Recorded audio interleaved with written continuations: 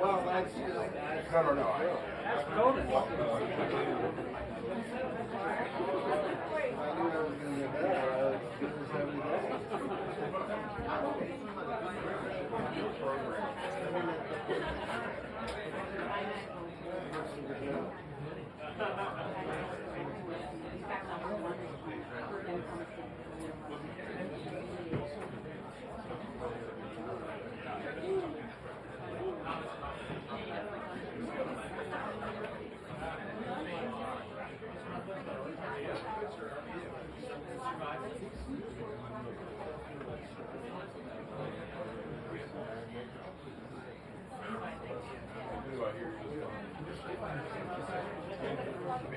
I don't even know.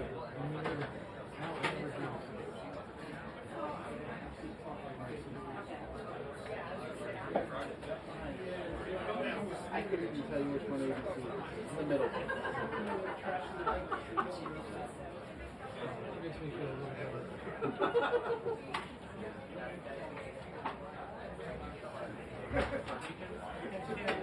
With the swaps.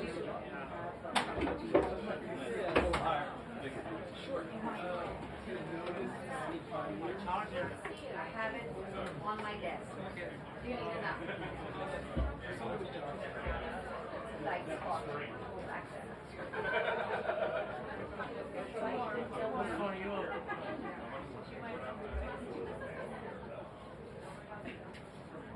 You know.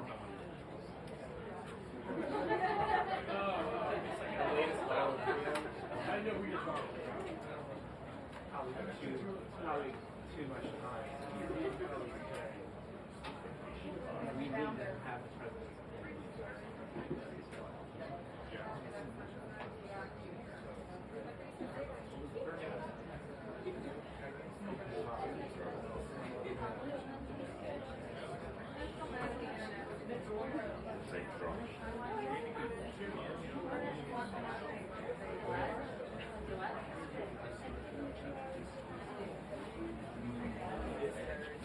Yeah, probably.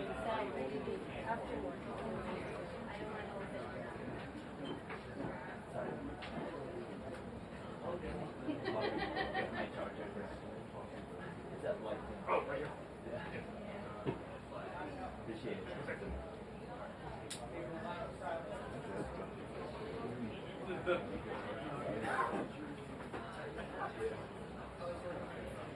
Hey, what's up, man?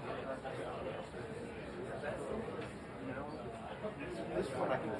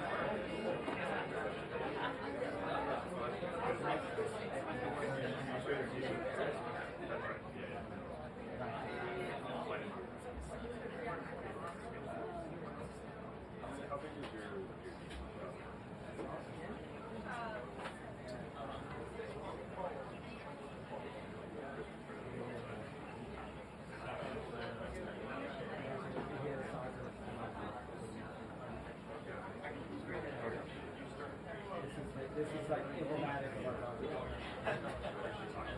Just always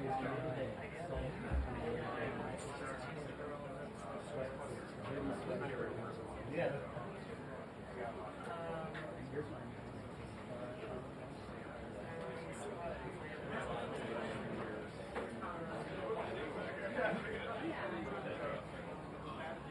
Ours is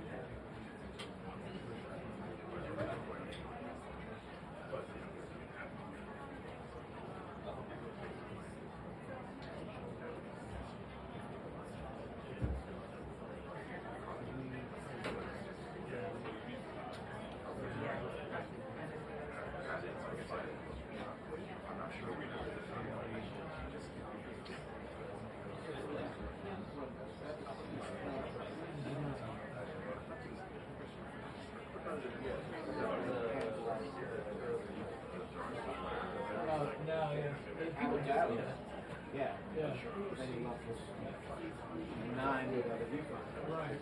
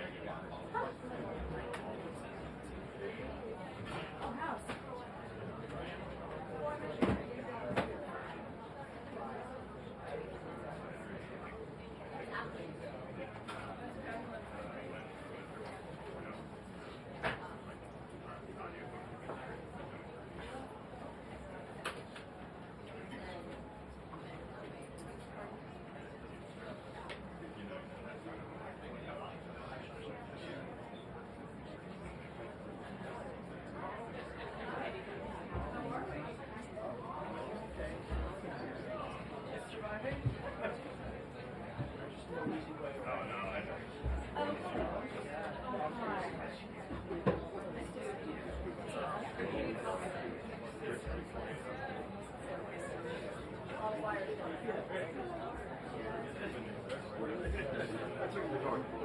they put that in. Hey.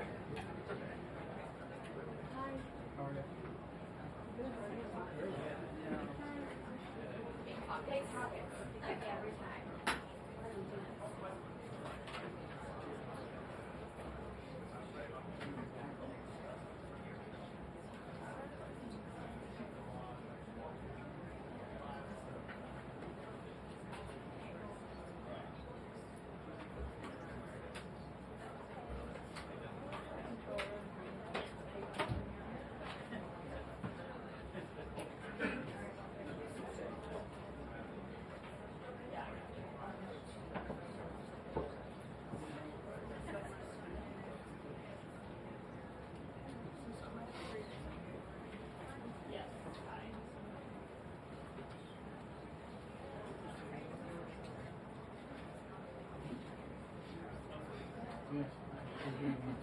Yeah, I got it. Yeah, I think that's fine.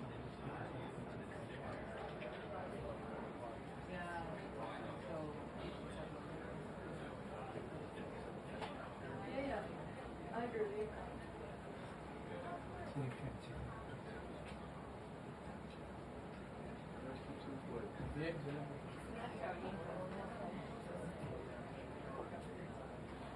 You can't hear me?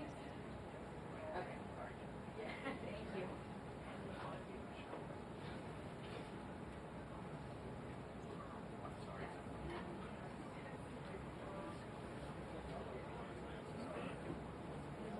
One, two, three. 1, 2, 3. 1, 2, 3.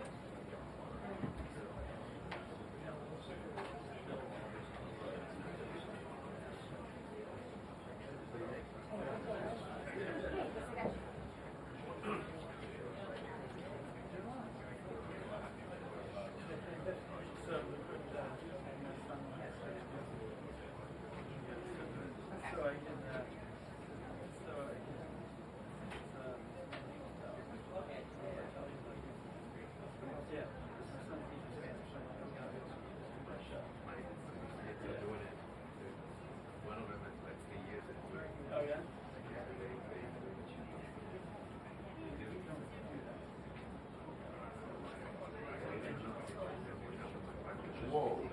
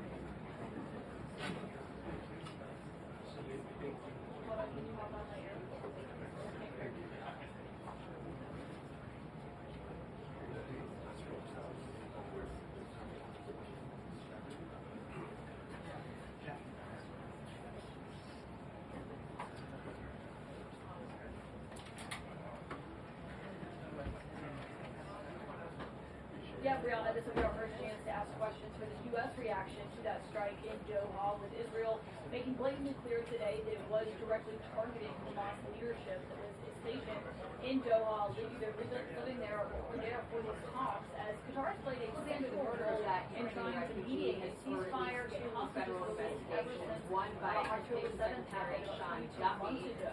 Indicated that Obviously, federal funding is well aware, which Trump himself was in Doha not that long ago, meeting with the Qatari Prime Minister, other Democrat-led yesterday, states to get cover on public safety and trying to tax grow dollars are at risk. You also had the FBI now it's an open Capitol question of say what that that role this agency look was like probing that since day one, meaning we may see federal charges come down. Steve Washington from the administration coming despite resistance for some time from local White House mayor saying the media were not sharing video that he was telling, citing the need to respect our victims' families, looking at the rap sheet about what they people knew had about this spans strike. more than I a will say the decade sources are of tumultuous tumultuous in the United States failures was by notified courts and as the strike magistrates, was happening putting as those we were person carrying back out on the this streets, attack even inside had he Doha. But it's not clear against yet the urging the of his extent own of mother, knowledge that or it would not be out in participation, public, because obviously you're seeing an telling Israeli the local statement station saying there, that it was conducted by Israel alone and for with the their own public safety decision risk. making here.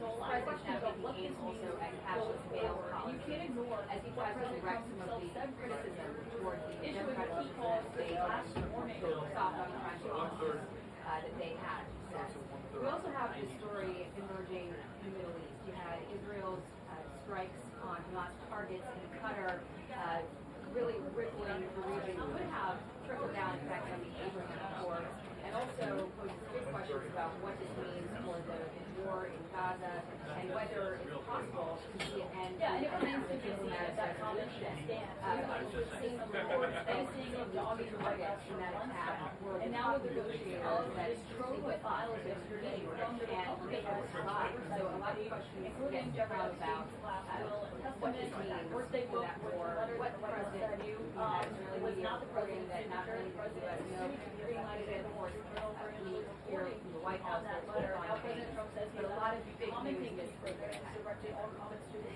staff.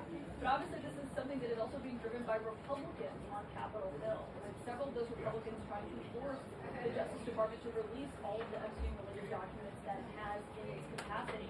Whether or not that ultimately happens remains to be seen. But this has obviously been an issue for the White House that has not gone away despite their best efforts. And so we obviously wait to see what is said about that at this briefing. Also the new job reports provision from the BLS that came out today is going to be a key topic for this White House, as that has been something that obviously has been a center of controversy after they've hired Dr. Erica McIntyre from the BLS, the commissioner there, because the numbers that they did not like, arguing that that data was faulty. Now we're going to see what they have to say about these new numbers that came out today.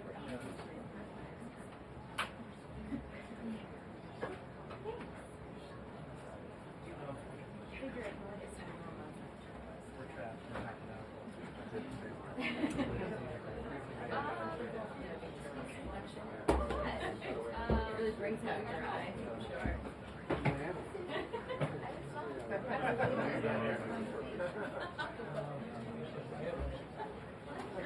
Yeah.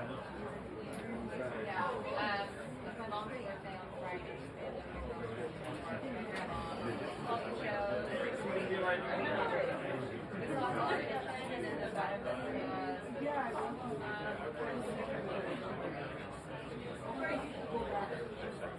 And my mom was waiting.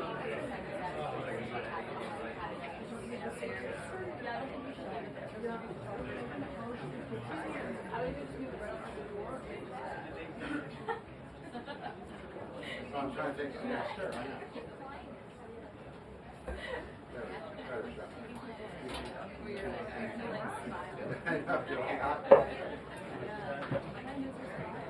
Yeah, that was just for your shot. Yeah, I can take it.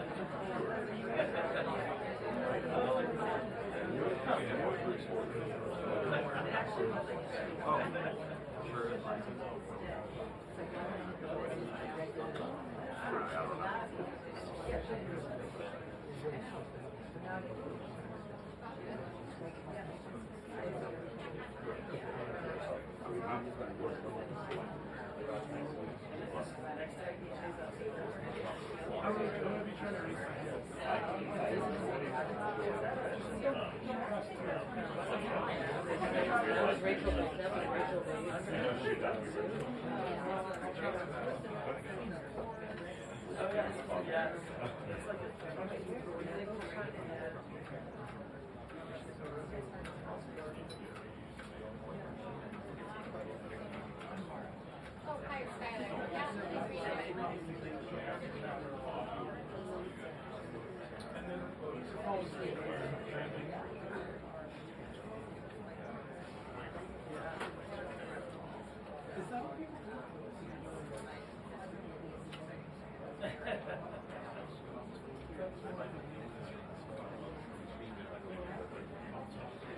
Is it really?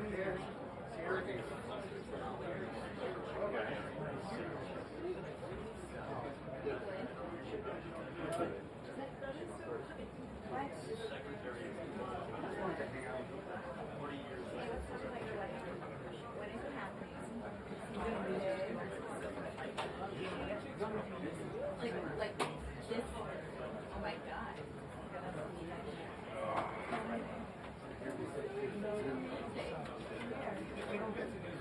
What? Ooh, awesome. Ma'am, I have.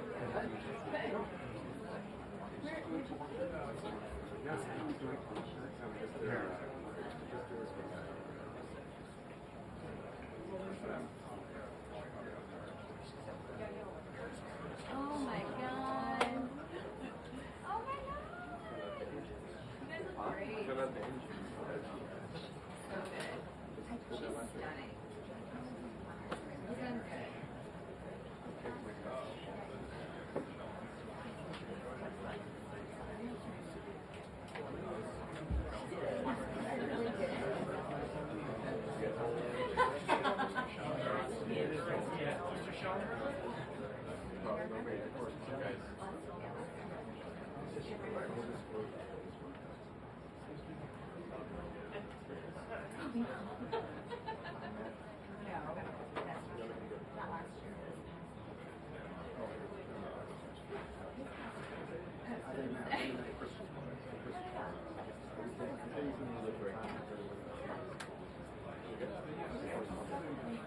I can tell who's been here frequently by Yeah, I wouldn't mind.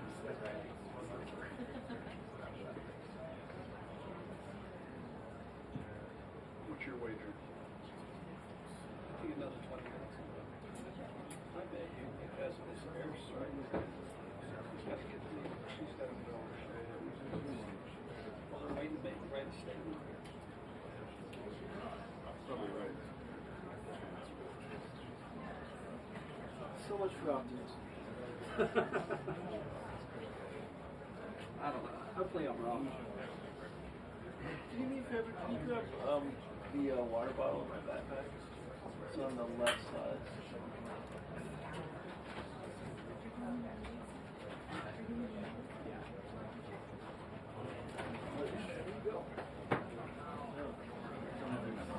Jackie.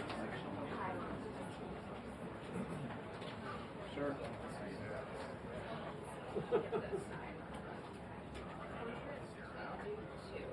This has the.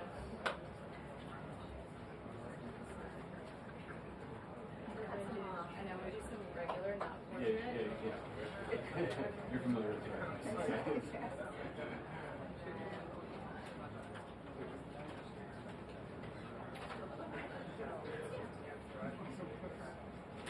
There's gotta be something in there that's good. I tried to cut yours with blood. Feel free to crop or do something different. We do 3/4 of the year Berkeley and a quarter now in Austin. I'm like Sheldon.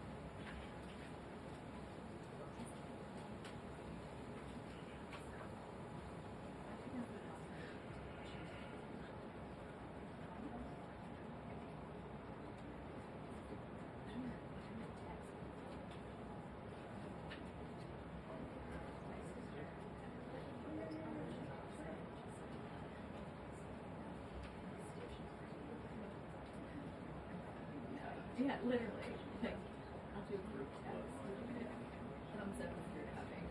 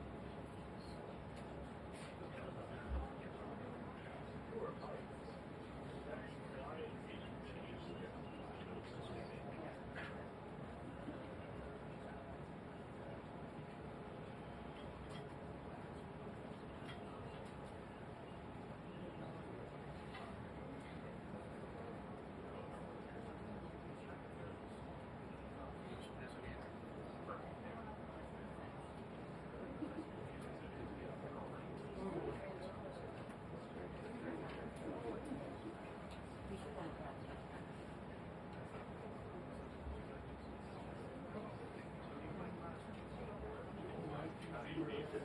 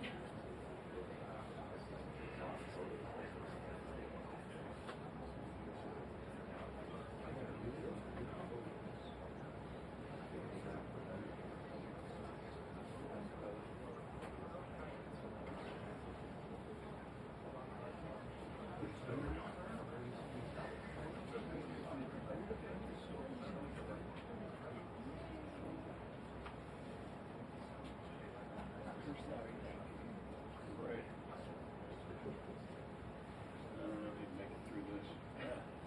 Cancel. Yeah.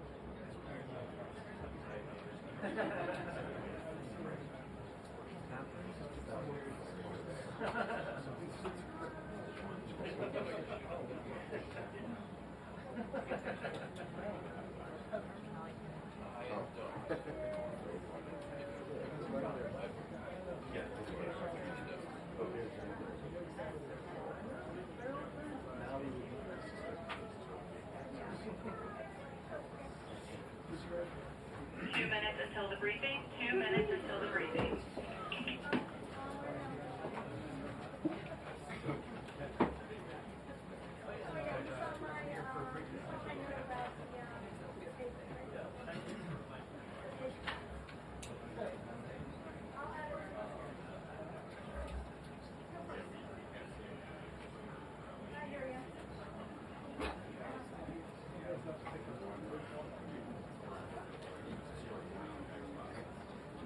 Ha ha ha.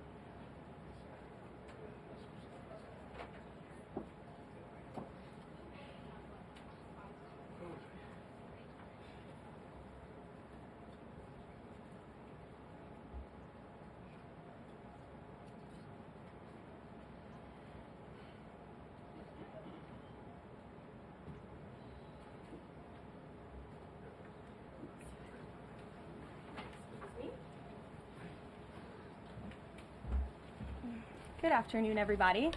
Apologize for my tardiness today. Thanks for being here. Another packed room. It's good to see. We'll begin with a scheduling update today. President Trump will commemorate the 24th anniversary of 9/11 on Thursday with a visit to the Pentagon Memorial in the morning, followed by an appearance at the New York Yankees game at Yankee Stadium in the Bronx on Thursday evening. Next week, as you all know, the President and the First Lady will depart for their historic state visit to the United Kingdom on Tuesday, and they return to Washington on Thursday. Today, I would like to address the tragedy that has not received nearly enough media attention, the brutal murder of Irina Zarutska. Here are the facts that many outlets have shamefully and intentionally failed to report until President Trump drew attention to it. On August 22nd, Irina Zarutska was stabbed to death on the rail system in Charlotte, North Carolina, by a savage career criminal. This is a public transportation system that many in the area use every single day to go to school and work. Irina was on the train that night traveling home from her job at a pizzeria, still in uniform from her shift. This beautiful, innocent 23-year-old young woman was a Ukrainian refugee who had recently fled her country for a chance at a safer life and a promising new beginning here in the United States of America. But tragically, a public transportation system in a major American city was more dangerous than the active war zone that she left. The President and the entire White House are praying for her family and friends during this unimaginably difficult time. But while we extend our thoughts and prayers, we must also seek justice for this crime and call attention to this heinous incident. Surveillance video of the killing was finally released to the public this past Friday. It shows the alleged killer, DeCarlos Brown Jr., pull out a knife, get up from his seat behind Irina, and prepare to thrust a blade into her neck before the released footage gets cut. This is pure evil on full display. The most enraging and unacceptable part of this story is that her death was entirely preventable. DeCarlos Brown never should have been on that train that night. In fact, he should have been behind bars. DeCarlos Brown has been charged with crimes no fewer than 14 times, dating back to 2011, including for armed robbery, felony larceny, breaking and entering, and shoplifting. Brown had previously served 5 years in prison for a robbery with a deadly weapon charge, and he had also forfeited bonds 3 different times, twice in 2014 and once in 2023. Despite all of this past documented criminal history, when Brown was arrested yet again in January of this past year, a Democrat judge, who I will add was a strong supporter of former Vice President Kamala Harris, released this insane criminal once again without requiring him to pay any bail. He simply had to sign a written promise to return for his court hearing. Think about how crazy it is to ask a career criminal, someone who by definition repeatedly breaks the law, to just sign a written promise and come back again another day. This is madness. This monster should have been locked up, and Irina should still be alive. But Democrat politicians, liberal judges, and weak prosecutors would rather virtue signal than lock up criminals and protect their communities. And perhaps most shamefully of all, the majority of the media, many outlets in this room, decided that her murder was not worth reporting on originally because it does not fit a preferred narrative. Many of the journalists in this room spilled plenty of ink trying to smear Daniel Penny for defending a subway car from a deranged lunatic in New York City, but none of those same reporters lift a finger to write stories about an actual murderer. Here's the truth that every American must know. Too many innocent people across the country continue to pay the price of the failed experiment known as cashless bail that has been championed by the Democrat Party for years. All the way back in 2020, North Carolina's then Democrat Governor Roy Cooper established a so-called task force for racial equity in criminal justice. Sounds nice, but it's not. That task force was co-authored by then Attorney General and current Democrat Governor Josh Stein. It recommended, quote, reimagining public safety to, quote, promote diversion and other alternatives to arrest. It also advised to de-emphasize some felony crimes, prioritize, quote, restorative justice, and eliminate cash bail. Democrats in North Carolina and nationwide are consumed with pushing a woke, soft-on-crime agenda, no matter how many innocent Americans suffer as a result. Instead of aggressively prosecuting and locking up violent criminals, the Democrat-backed cashless bail approach lets these criminals roam free in our country to offend again and again. These reckless policies have turned too many of American cities into hunting grounds for career criminals who mock our justice system, drain law enforcement resources, and wreak havoc on law-abiding citizens. Enough is enough, and that is why President Trump is doing everything in his power by taking action to undo these absurd policies.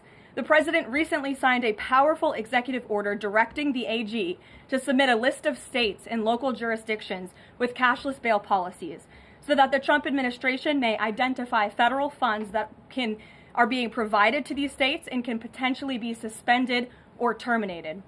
President Trump firmly believes that to maintain order in public safety, we must incarcerate individuals whose pending criminal charges or criminal history demonstrate a clear, ongoing risk to civil society. This is a common sense and sensible approach that the vast majority of Americans agree with, and it's time for the Democrat Party to get on board with what is right. When these criminals are caught, they must be prosecuted to the fullest extent of the law and be sent to prison, where they can no longer terrorize our streets.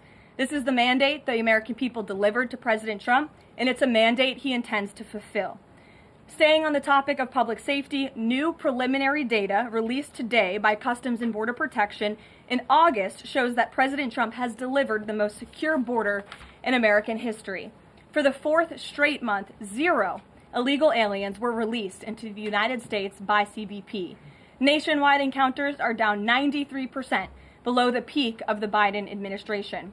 Border Patrol apprehensions on the southwest border in the entire month of August were less than what was apprehended in 4 days in August 2024 under the Biden administration.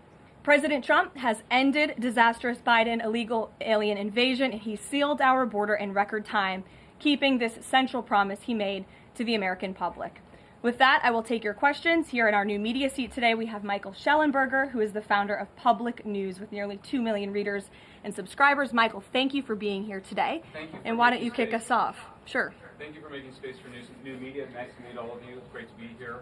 I want to see if you could give some insight into whether the president is considering additional measures against Europe and Brazil, not just for censorship, but also for preventing political candidates from actually competing in elections.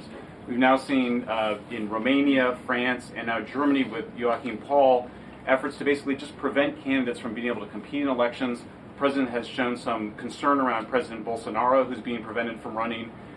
All of this is coming in the context of increased censorship of online platforms, of American platforms, and efforts to censor Americans. I'm personally being investigated under criminal investigation with my Brazilian colleagues for publishing the Twitter Files Brazil. We're very grateful that the president has imposed Magnitsky sanctions on the judge. Is the president considering additional actions, given that it appears that they're going to end up with a conviction against President Bolsonaro, preventing him from running? Is he considering doing anything about this crackdown in Europe? I mean, it's shocking to see Joachim Paul, this mayoral candidate in Germany, the criminal indictment against him cites him, quote, saying that he loves the Lord of the Rings as reason why he's an extremist and shouldn't be able to run. So I just wonder if you could speak to that. And again, I'm grateful to be here. Nice to meet you all. And I'm grateful for what the Trump administration has done to push for free speech abroad. Well, thanks for being here, Michael. We appreciate it. Freedom of speech is arguably the most important issue of our time. It is enshrined in our Constitution, and the president believes in it strongly. He himself faced censorship in his road back to this beautiful Oval Office here in Washington, D.C., so he takes this very seriously, as does, I know, the Vice President of the United States and the entire Trump administration, which is why we have taken significant action with regards to Brazil in the form of both sanctions and also leveraging the use of tariffs to ensure that countries around the world are not punishing their citizens in this way. And at the same time, the president is, while he's leveraging the United States to safeguard our interests abroad, he's also making sure that freedom of speech remains here in the United States of America. So I don't have any additional actions to preview for you today, but I can tell you this is a priority for the administration, and the president is unafraid to use the economic might, the military might of the United States of America to protect free speech around the world. Quick follow-up to that? Sure. Quick follow-up, which is just, there was a Reuters story saying that the Trump administration was looking at this Europe-U.S. trade deal as one of the sticking points, this issue of the censorship not just of U.S. platforms, of Americans. Do you have any updates on how those trade talks are going? And I also wonder if the president is concerned about NATO membership. NATO membership requires that you be a democracy and you have free speech. Is it possible that some of these actions that we've seen in Romania, France, and Germany would disqualify those countries from being in NATO after this? I have not heard the president discuss NATO membership in regards to this issue in particular, but I have heard him discuss the issue of free speech and the importance of free speech with foreign leaders around the world, including the Prime Minister of the United Kingdom. When we were in Scotland, the president brought this up and how important it is for the Prime Minister to protect free speech in the UK and in various conversations with other world leaders. So he brings it up, and I think the entire world knows that this is a priority for the President of the United States. Gabe. Thank you, Caroline. Regarding the Israeli strike in Doha, how much time or how much of a heads up did the U.S. get, and does the president support the strike? Sure. Well, I have a statement to read for all of you with respect to the Israeli strike in Doha, and here it is. This morning, the Trump administration was notified by the United States military that as Israel was attacking Hamas, which very unfortunately was located in a section of Doha, the capital of Qatar. Unilaterally bombing inside Qatar, a sovereign nation and close ally of the United States that is working very hard and bravely taking risks with us to broker peace, does not advance Israel or America's goals. However, eliminating Hamas, who have profited off the misery of those living in Gaza, is a worthy goal. President Trump immediately directed Special Envoy Witkoff to inform the Qataris of the impending attack, which he did. The president views Qatar as a strong ally and friend of the United States and feels very badly about the location of this attack. President Trump wants all of the hostages in Gaza and the bodies of the dead released, and this war to end now. President Trump also spoke to Prime Minister Netanyahu after the attack. The Prime Minister told President Trump that he wants to make peace, and quickly. President Trump believes this unfortunate incident could serve as an opportunity for peace. The president also spoke to the Emir and Prime Minister of Qatar and thanked them for their support and friendship to our country. He assured them that such a thing will not happen again on their soil. And to be clear, the president disagrees with the location of the strike, and that he passed that along to the Prime Minister Netanyahu. The president just confirmed that in the statement that I just read to you, which I spoke with him about before coming out here. Jackie. Thank you, Caroline. So is the president upset with Netanyahu now? The president made his thoughts and concerns about this very clear, and he spoke again both to Prime Minister Netanyahu and also the Emir and the Prime Minister of Qatar after this attack. And the president has always made it very clear that he wants peace in the Middle East, just like he sought that and accomplished that in his first term. He expects all of our allies and friends in the region, that includes both Qatar and Israel, to seek peace as well. And he wants to see that happen, and he's working with all of our allies in the region to get that done. Are there any consequences, so to speak, for Netanyahu doing this, as it sounds, against the president's wishes, or at least his belief that it was appropriate? Is there going to be any directive from the president to Netanyahu in terms of what's allowed in the future? And also, is there any concern this could jeopardize the Abraham Accords? Look, that's a decision only the president can make. With respect to your first question, to answer your second question, as you heard from the president, he said he believes that this can serve as an opportunity for peace, and he's still actively and aggressively pursuing it with all of our allies and partners in the region. Jennifer. Just to follow up on that, Caroline, are you able to say how often the president spoke to the Prime Minister of Israel before this? Because that's one question. And then what did he mean on Sunday when he posted, "I've given my last warning to Hamas," etc.? He wasn't talking about this strike on Doha? No, he was not. As I told you, the Trump administration was notified by the United States military that Israel was attacking Hamas, and the president spoke to the Prime Minister after the attack, as well as, again, the Emir and the Prime Minister of Qatar. And I know Secretary Rubio and Special Envoy Witkoff were present for that call with the Qataris as well. Reagan. Thanks, Caroline. I have two questions for you on the crime crackdown. Sure. Democrats have tried to argue that red states have higher crime rates while overlooking problems of high crime in blue cities. I'm wondering if the president would consider working with red state governors to fix high crime in blue cities like in Memphis, Tennessee.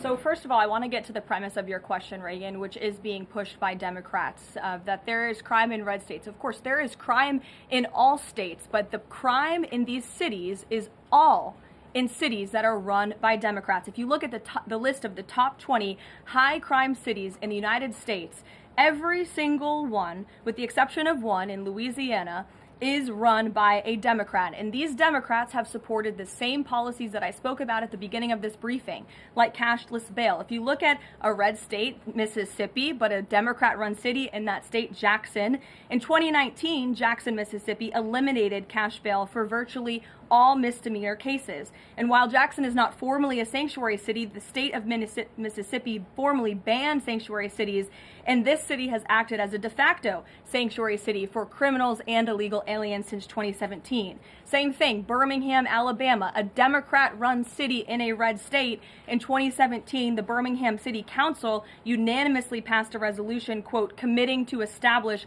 sanctuary policies. So if you actually look at the facts from these Democrat-run cities, these are cities that are run by Democrats and by by members of the Democrat Party. These are blue cities, and they have all supported these disastrous policies which allow repeated career criminals back onto the streets to further commit acts of violence. And so to answer your question, yes, the president wants to work with anyone across this country who wants to end these horrible policies and to bring law and order to our streets. And I think that is proven by his tremendous cooperation with the mayor of Washington, D.C. and our nation's capital. And just look at the results of that. And I do have some updates for you on the D.C. crime crackdown if anyone is interested.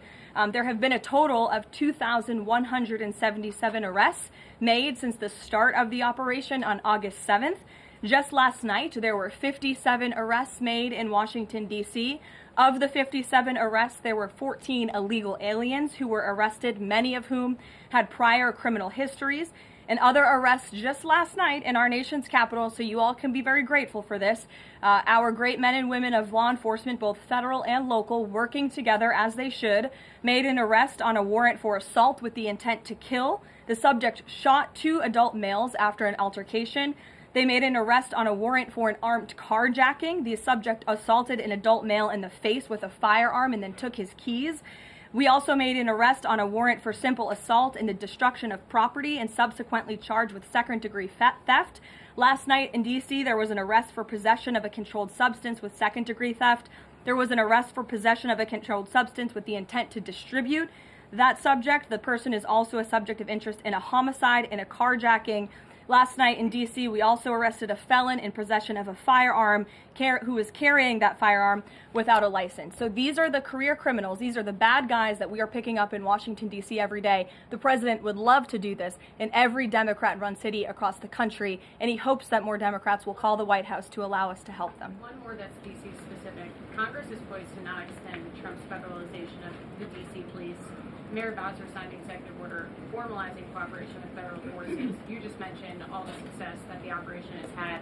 Does the White House believe that the Mayor Bowser's action is enough to continue the crime crackdown? We are very grateful for the mayor's cooperation in this effort, and we look forward to continuing to work with her and the Metropolitan Police Department. Bloomberg. Thanks, Caroline. The president says, he was planning to speak with Putin soon. Can we expect a phone call between the two leaders this week?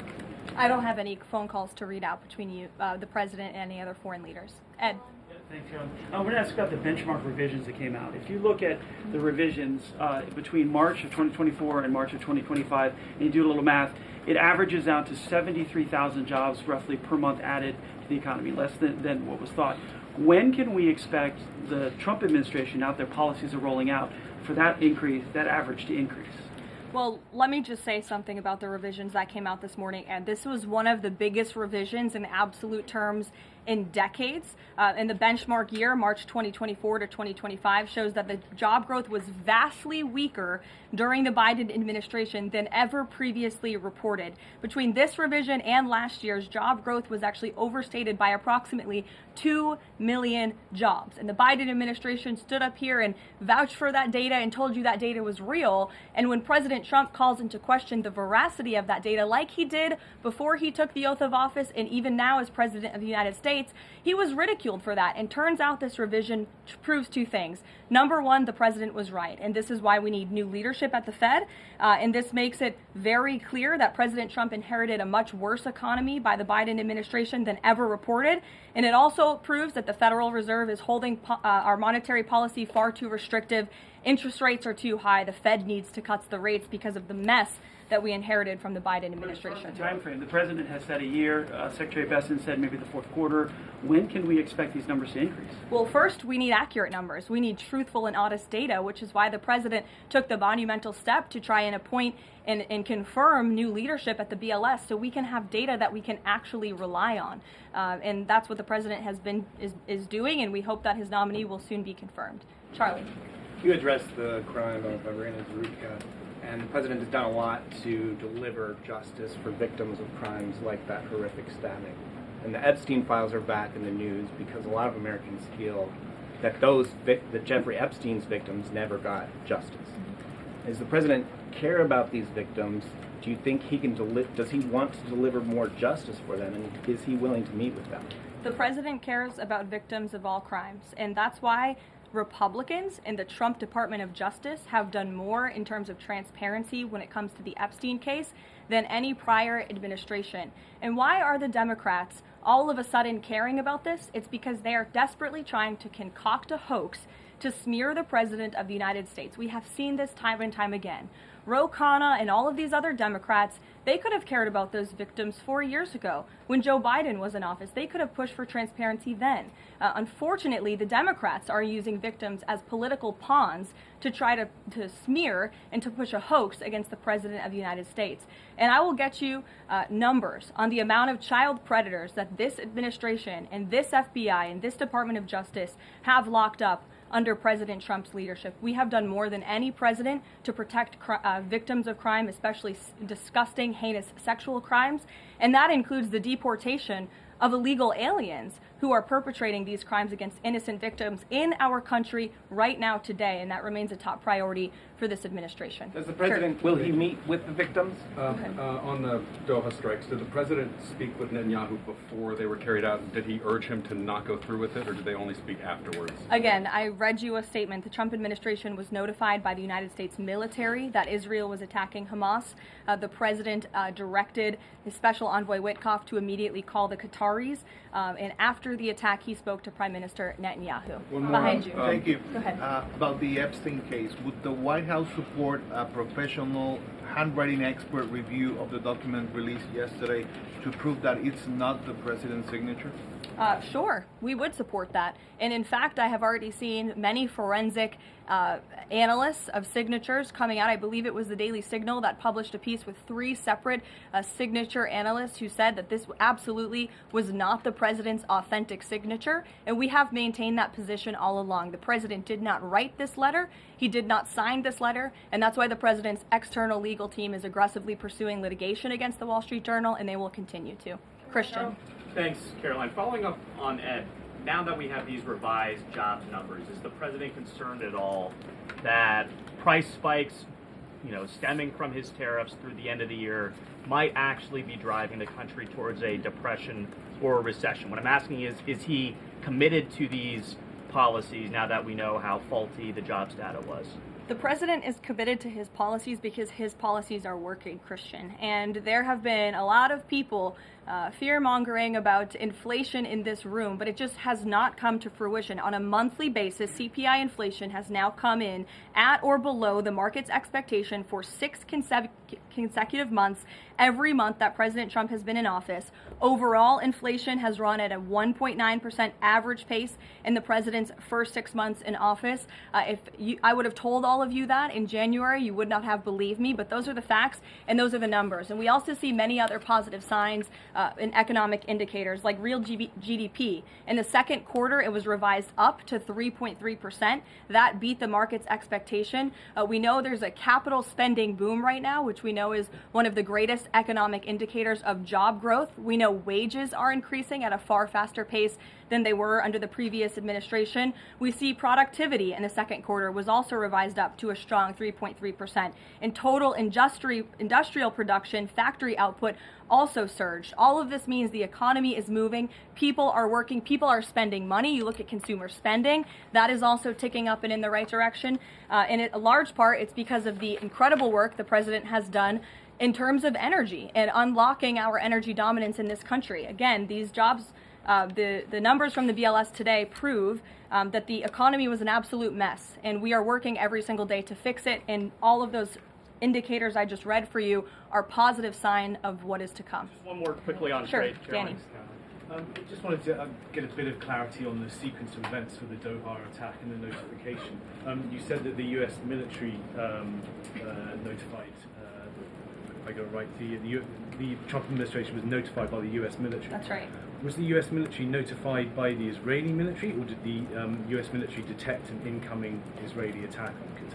The U.S. military notified the White House and the President of the United States. That's all I have to share for you on that, Danny. Thank you. Jeff. Also following up, you said that the president assured the leaders in Qatar that this would never happen again. Did he say that to the Prime Minister of Israel, and did Prime Minister Netanyahu agree to that? The president told that to the emir and the prime minister of Qatar, and the president also overstressed the importance of peace in the region in his conversation with Prime Minister Netanyahu as well. And Prime Minister Netanyahu told President Trump he wants peace and he wants it quickly. That's what the president expects to happen. The president is very clear in the statement that he just had me read, and you will all see it out on Truth Social very shortly, I am sure. The whole world will see it. He wants all of the hostages released out of Gaza, and he wants this war to end. Those are two clear directives that the president is making very clear for the entire world to understand. Mary. But Qatar obviously has been helping to negotiate these ceasefire talks. Does the president think that Israel is undermining negotiations by striking Qatar? Is he concerned that Qatar's no longer going to want to play that intermediary role? Well, I think the president addressed that in the statement. I can read the whole thing for you again. I think it's very thorough because the president wanted to address all of your questions. We wrote, unilaterally bombing inside Qatar, a sovereign nation and close ally of the United States that is working very hard and bravely taking risks with us to broker peace, does not advance Israel or America's goals. However, eliminating Hamas, who have profited off the misery of those living in Gaza, is a worthy goal. So he answered that question and to be himself. Clear, you can't say that Israel informed the U.S. What I can tell you is the United States military informed the Trump administration. Thank you. A quick follow on that. Can you tell us when the U.S. military was notified, given that the largest U.S. military base is in Doha? And then I have a question on D.C. crime. This morning, just before the attack, as I said earlier as well. Okay, thank you. And yesterday, the president spoke about D.C. crime and talked about how there was virtually none. And then he expressed frustration about things that take place in the home they call crime. He said, they'll do anything they can to find something. If a man has a little fight with the wife, they say this is crime. See, now I can't claim 100%. Exactly what crimes was the president referring to? He wasn't referring to crimes. That's exactly the point he was making, Ouija. What the president is saying is that these crimes will be made up and reported as a crime to undermine the great work that the federal task force is doing to reduce crime in Washington, D.C. And I think the president has every reason to believe that, given the efforts of many reporters in this room who actively seek to undermine the president and what he's doing in our nation's capital. We all know that deep inside you all agree with this because you all live here, and I'm sure you are very grateful for the administration's efforts to make the city, which we all reside in, much safer for ourselves and our families. Michael. Thank you, Caroline. Florida Congressman Randy Fine is calling for judges to face consequences if the violent repeat offenders they release go on to commit new crimes. Is that something the president supports? It's not something I've heard the president discuss. You can ask him yourself next time you have the opportunity to. How's that? Caroline, one more question. On Thursday, President Trump will head to the Pentagon and also to New York City in honor of the 24th anniversary of 9/11.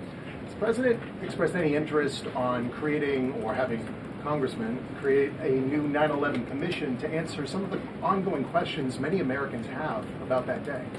I, again, have not heard the president discuss that. You're welcome to ask him yourself, but I do know he very much looks forward to going to both the Pentagon and the Yankees game in New York City on Thursday to commemorate the 24th anniversary. As you know, the president is a New Yorker at heart. He loves the city very much. It is his home, and you'll hear more about that on Thursday when the president speaks on this himself.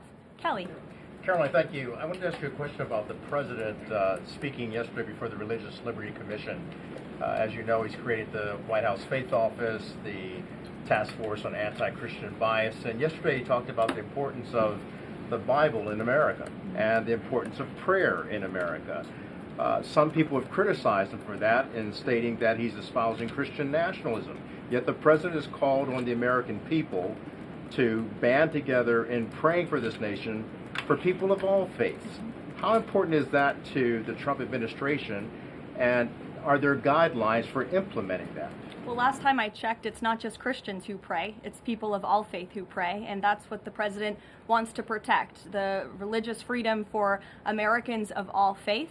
And he spoke about that yesterday, and that's why he was very proud and excited to announce this new initiative, Pray America, encouraging all Americans to pray for our country and the goodness of our country leading up to America's 250th birthday next year.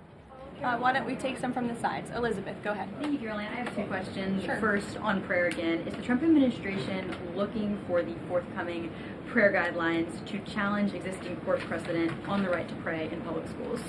Well, the president spoke about that yesterday, and some of the changes we are making to ensure that the religious liberties of America's students and our youth are respected in public schools. In fact, he had a young student and invited him on stage to share his story about how when this young boy spoke about biological and biblical truth in his classroom, he faced consequences for that, and how Americans of faith should not be facing consequences for expressing their religious freedom and their religious views. Not in any public school in America should that be happening. You heard the president talk about that yesterday.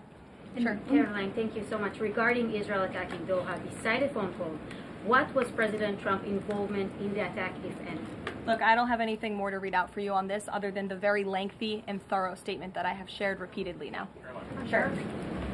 Go ahead. Thank you. After the Supreme Court ruling yesterday on the ICE raids in Los Angeles, some, particularly non-white U.S. citizens, are saying that they're going to begin carrying their U.S. passports with them at all times. What is the White House's response to Americans who are concerned about being swept up, as others have been already, in these enforcement actions? They should not be concerned, because this administration is focused on the detention and deportation of illegal alien criminals who broke our nation's immigration laws. And the Supreme Court upheld the Trump administration's right to stop individuals in Los Angeles to briefly question them regarding their legal status, because the law allows this, and this has been the practice of the federal government for decades. And the Immigration and Nationality Act states that immigration officers can briefly stop an individual to question them about their immigration status if the officer has reasonable suspicion that the individual is illegally present in the United States. And reasonable suspicion is not just based on race, it's based on a totality of the circumstances to review. And I will tell you, I spoke to our border czar about this morning. When ICE goes out to conduct a targeted operation to deport illegal criminals from our community, they are doing so with intelligence, they are doing so with law enforcement sources, they are doing so in most cases with the backing of local law enforcement who know exactly where these illegal alien criminals and drug traffickers and drug dealers are hiding in plain sight in American communities. And the men and women of ICE are doing everything they can to not only follow the law, but to enforce the law. And it's about time that has happened, because we had 4 years of an administration who completely ignored and evaded our nation's very clear immigration laws, and the Supreme Court has reafirmed that. Thanks, Caroline. One of the other documents released by the House Oversight Committee contained a photo of Jeffrey Epstein holding an oversized check that was made out to him in the check from the president for $22,000 for a fully depreciated woman. I wondered if the president has any recollection of that, or what you guys make of that photo that was included in those documents. Did you see the signature on that check? It is not Donald Trump's signature. It is absolutely not. The president did not sign that check. But does he recognize the Jordan, woman? go Caroline, ahead. thank you, No. Caroline.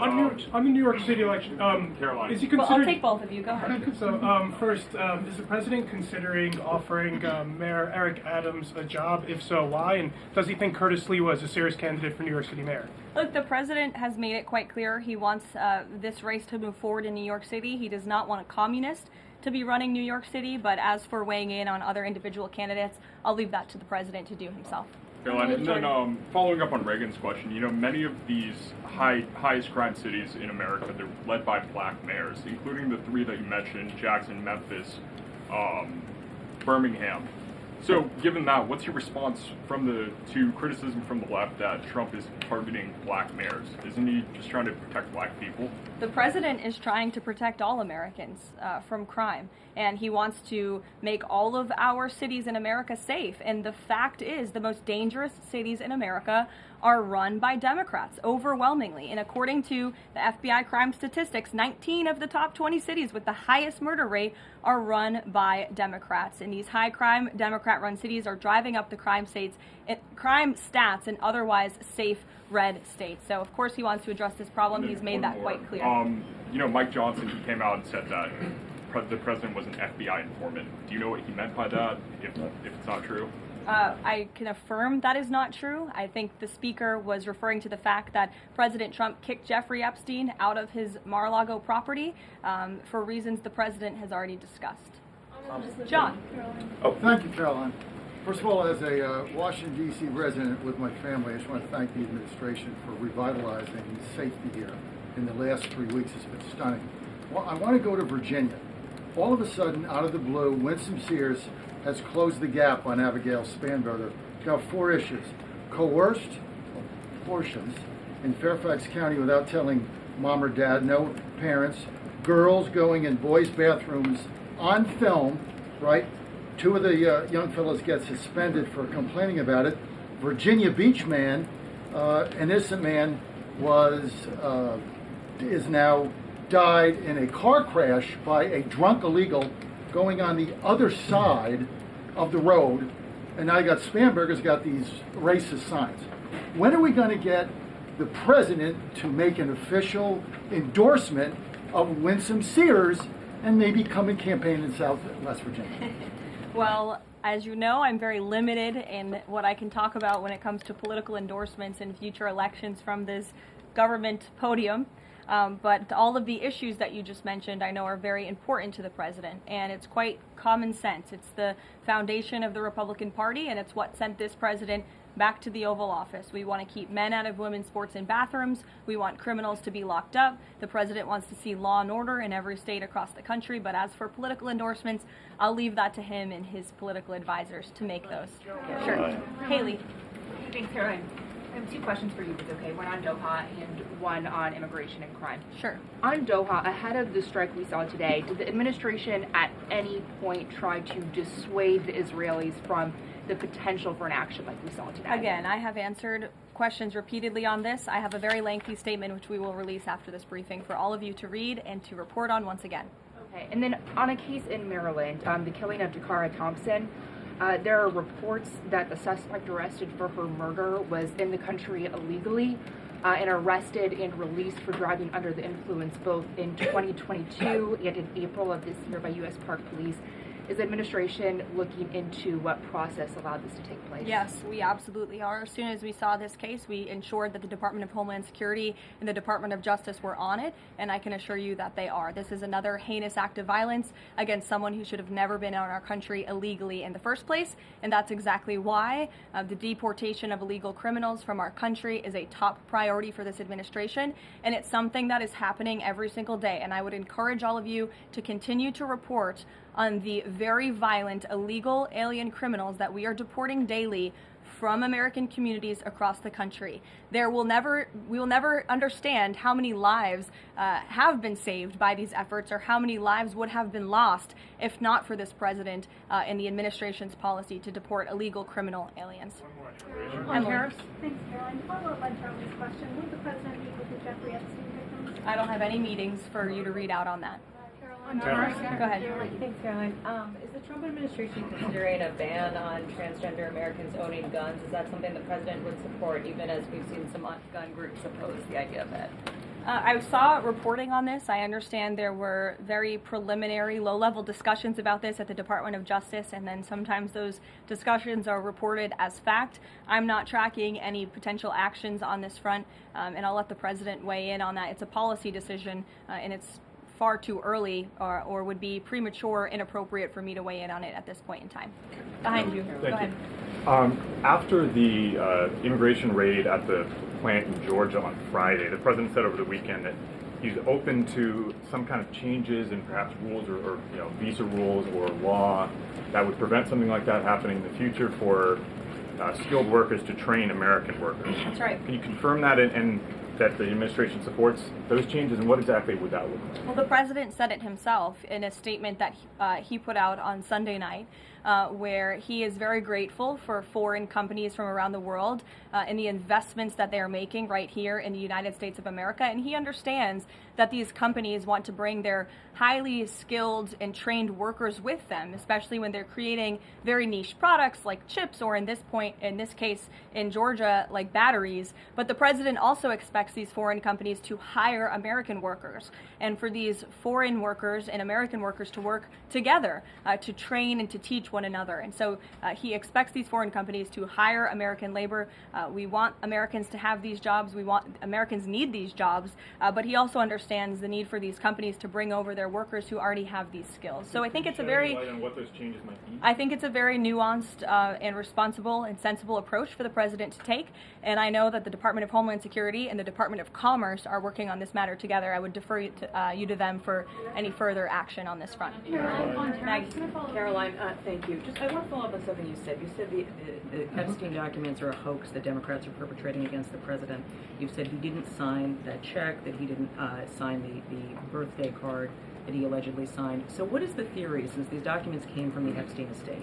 Who is I guess in your view, faking these documents? I did not say the documents are a hoax. I said the entire narrative surrounding Jeffrey Epstein right now that is absorbing many of the liberal cable channels on television is a hoax that is being perpetuated by opportunistic Democrats like Ro Khanna and the others whom you saw on that press conference outside of Capitol Hill, who are trying to push this hoax against the President of the United States. What exactly is the hoax? I'm just trying to understand what's fake. What's fake is not the documents. The hoax is the Democrats pretending to care about victims of crime when they do not care about victims of crime, when they have done nothing to solve crimes, when they have done nothing to lock up child pedophiles and child rapists across the country, and when they are now using victims as political props to try and, again, smear the President of the United States and drag on this bad story about him. It is a distraction. The Democrats view this story as nothing more than an attempt to distract from the accomplishments and the achievements of this administration.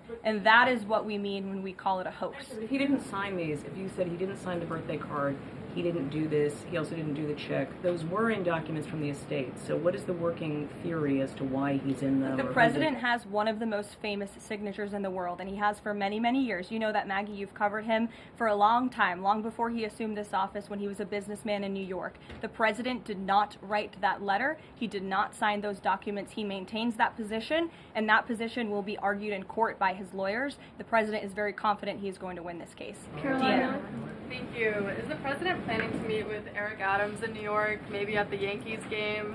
And has he personally talked to him about the race? I am not tracking any meeting with Mayor Adams at this time, but if that happens, I'm sure the New York Post will be one of the first people to know about it. I'll take a couple more questions. Why don't we go to the back? Tom Dempsey with News Nation. Regarding the growing U.S. military News presence... Nation, all the way in the back. Regarding the U.S. military, the growing U.S. military presence in the Caribbean, when asked directly about possible future military action, President Trump responded, "You're going to find out." What could the U.S. public expect of that situation moving forward, and what sort of ongoing threat does Trendy or Agra?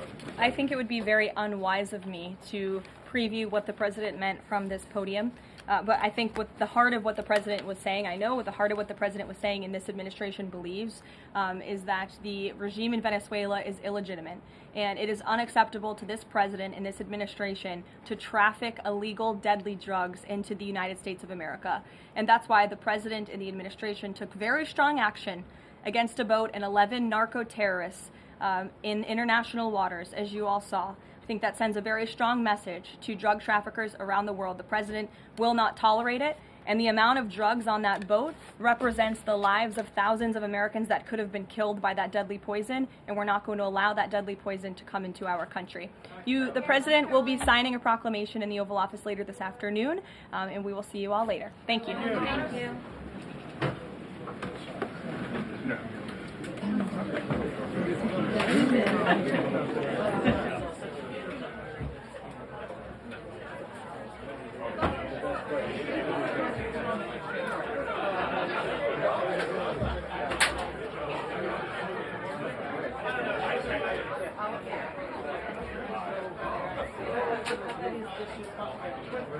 They said they were not notified.